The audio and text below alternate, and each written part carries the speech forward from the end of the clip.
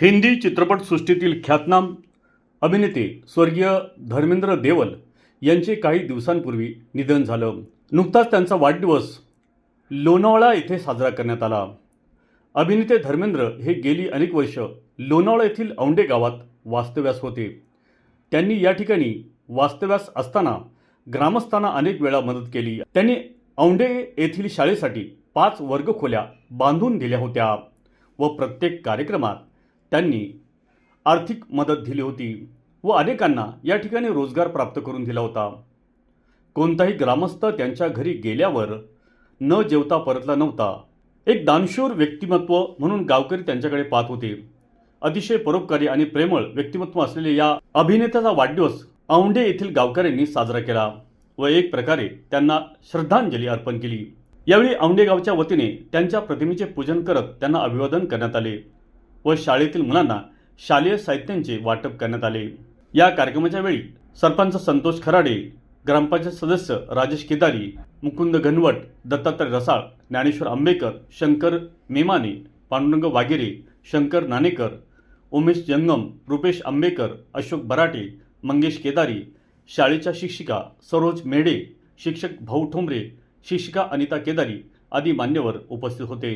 धर्मेंद्रजी देवल यांच्या जयंतीच्या निमित्ताने आज आम्ही त्यांना विनम्र अभिवादन करण्यात येत आहे।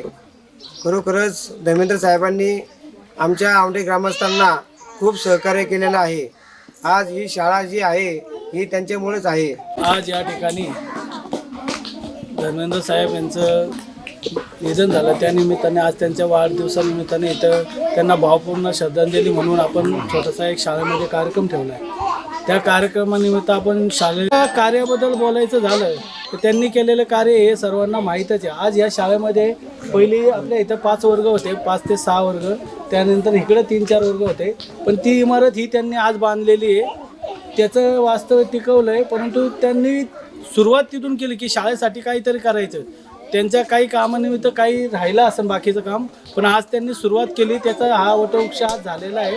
सरांचं प्रत्येक कामामध्ये श्रेय आहे असं पण नाही की नाही आहे, आणि गावकऱ्यांचंही श्रेय त्याच्यामध्ये आहे। गावकऱ्यांवरती दुःखाचा डोंगर आहे, तर दुःखाचा डोंगर सावरण्याचे एक घरातलाच व्यक्ती गेला असं समजून दुःखाचा डोंगर सावरण्याची शक्ती परमेश्वर त्यांना देव।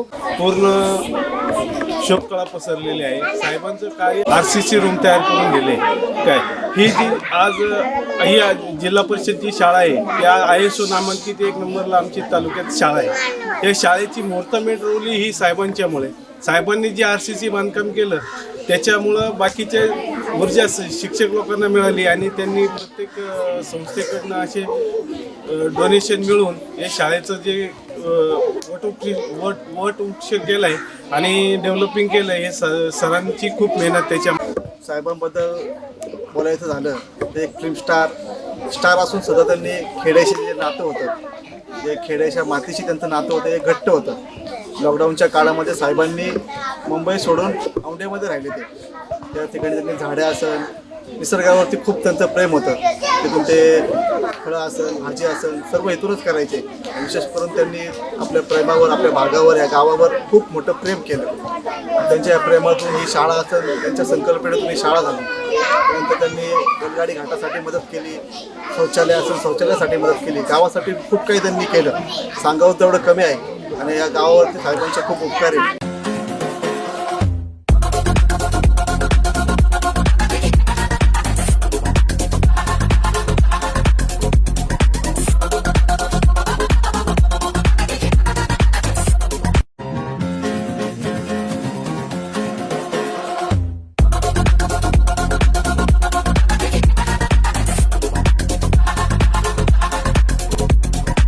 मावळ तालुक्यातील ताज्या घडामोडी पाहण्यासाठी मावळ वार्ताच्या YouTube चॅनलला सबस्क्राईब करा, तसेच बेल आयकॉन बटन दाबायला विसरू नका व फेसबुक पेज फॉलो करा। धन्यवाद।